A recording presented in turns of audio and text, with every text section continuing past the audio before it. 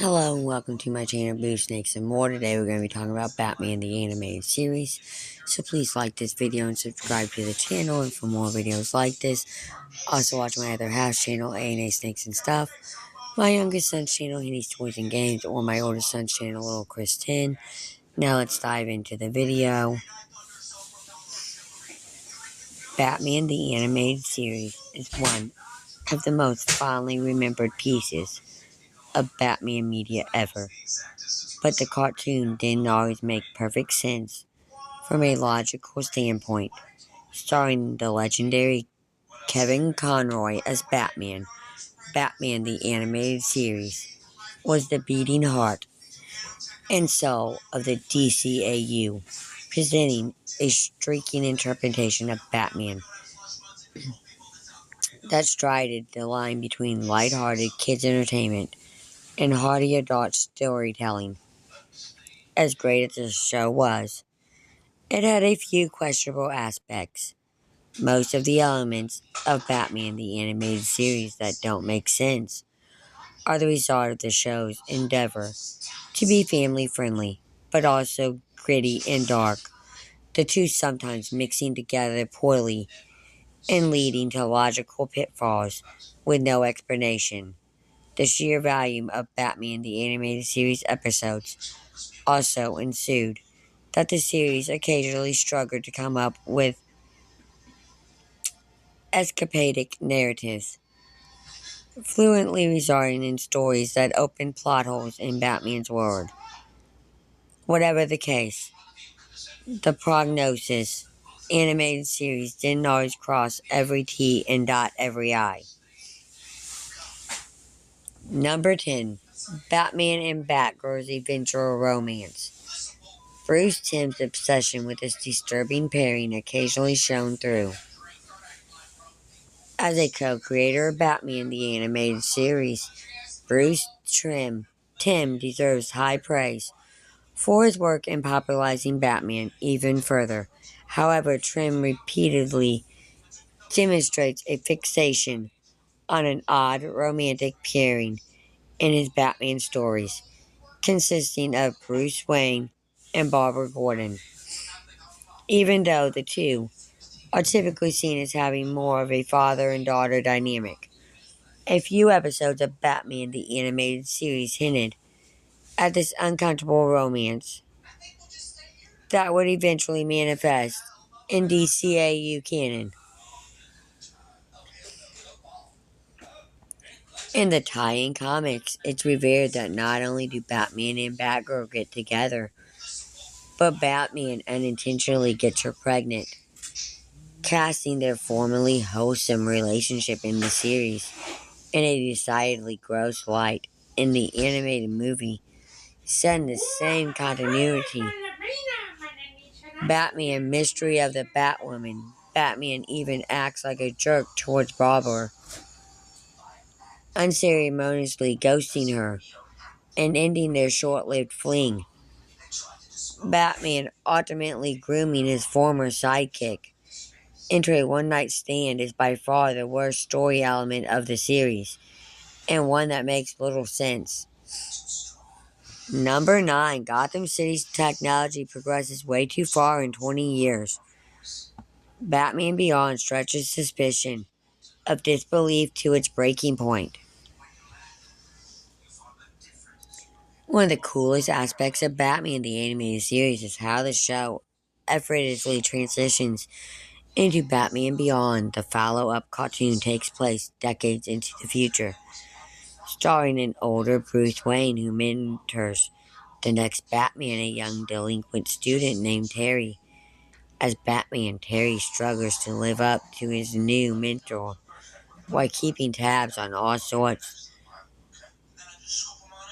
of fantastical criminals in the neo-noir cyberpunk world of New Gotham City.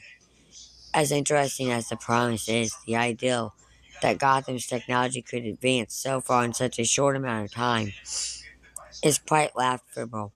In just 30 to 35 short years, Gotham goes from being slightly behind the 90s in terms of technology advancement, with a decidedly retro gothic aesthetic to a glimmering, fantastic city with technology straight out of the Jetsons. It's quite baffling that the word of the DCAU could advance so far in so little time, making Batman Beyond's promise hard to believe.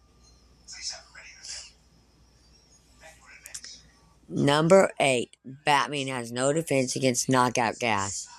The Dark Knight never seems to learn to defend himself against this trap.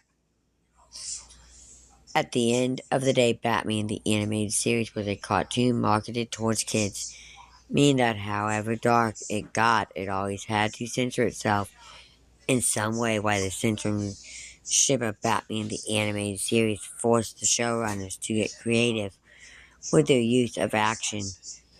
They would sometimes fall back into reliable traps a little too often. By far the most prominent was how often Batman would get knocked out due to some kind of incapacitating gas. Batman falls to knockout gas a countless number of times in the show, even having to get saved by regular children at one point when he's taken by surprise by the Penguin's pellet gun hidden in his umbrella. After the first few times this happened, one would think the ever-prepared Batman would start taking some kind of rebreather or lower face mask into the field with him. But such a device winds up being one of the many gadgets Batman never uses in the animated series. 7. Batman dooms Clayface for seemingly no reason. Batman occasionally forgets his no-kill rule. One thing Batman the Animated Series deserves praise for is its fundamental understanding of Batman's mortality. Batman isn't just a fearsome force to be reckoned with to drive criminals into hiding. He's also willing to help those who need it, even villains, and never takes the lives of his enemies. However, in the episode Mudslide, Batman proves to be especially callous to one of his most tragic recurring villains, going against everything he's demonstrated about his values previously. In this installment, the Omnivorous criminal shapeshifter Clayface finds his body rapidly disintegrating. Luckily, Clayface is able to find a scientist who would be able to not only prevent his body from deteriorating, but cure his condition altogether, allowing him to live as his former human self easily once more. Just as the treatment is about to finish, Batman shows up and heartlessly stops the process, not only preventing Clayface from finding a cure, but allowing him to dissolve away into the rain. Number 6. Villains asking for less money than their schemes would have cost. Elaborate schemes like those of former Brown make little monetary sense. One of the cheesier elements of Batman the Animated Series is the elaborate and juvenile schemes of the villains Batman finds himself up against. Many times, Batman's villains in the show will hold Gotham City for ransom, demanding some outrageous sum of money to hold off on activating whatever their doomsday device of choice is. In many instances, however, the amount of money demanded doesn't seem like it would make up for the cost of construction, leaving the villains at a net negative profit. Perhaps the most glaring example of this is the one-off villain Farmer Brown, who stars as the antagonist of one of Batman the Animated Series' worst episodes, Critters. After constructing a massive indoor facility that breeds monstrously genetically modified farm animals, Farmer Brown demands $50 million from Gotham, leased his mutated creations on the city. This amount seems like it would hardly cover the cost of creation for Farmer Brown's animals. Number 5, Batman's ability to take punishment is inconsistent. Batman is exactly as tough as the plot needs him to be. Batman's ability to take punishment is one of the most inconsistent elements of the DCAU as a whole. In Batman, the anime series The Dark Knight is sometimes able to shrug off life-threatening injuries with little concern. Beating punches from hardened criminals like they're nothing. That being said, the plot will occasionally force Batman to be much weaker to justify the threat. A villain you should truly have no business throwing down with the Caped Crusader. One of the most benevolent episodes in which this is the case is Baby Doll, which introduces its trickle one-off villain, a former child star cursed with a rare disease that prevents her from physically aging. However, Batman gets the wind knocked out of him by simple tennis balls and actually staggers backwards when someone with the strength of a 7-year-old wallops him with a lateral plush doll. Every superhero has their off days, but Batman's inconsistent skills and durability in the show is worthy of questioning.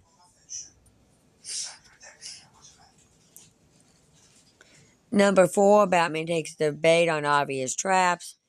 Even as Batman's fighting skills aren't always up to par, the premier Batman series should at least adequately convey his brilliant tactical mind. However, Batman the Animated Series see Batman make new blunders that seem increases of his skills as a detective and technician, somewhat deterring the power of his sharp mind. One of the worst mistakes Batman consistently makes is his willingness to walk into obvious traps.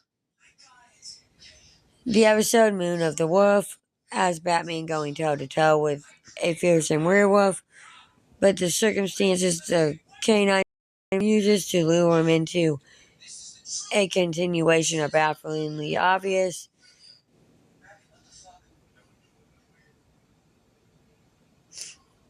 The lawsuit athlete Anthony Ramirez gets Batman to appear at his house alone by challenging him to receive a check for charity in person. Somehow this works, calling into question Batman's supposed genius intellect in the DCAU animated continuity. Batman has a regular mechanic, is number 3.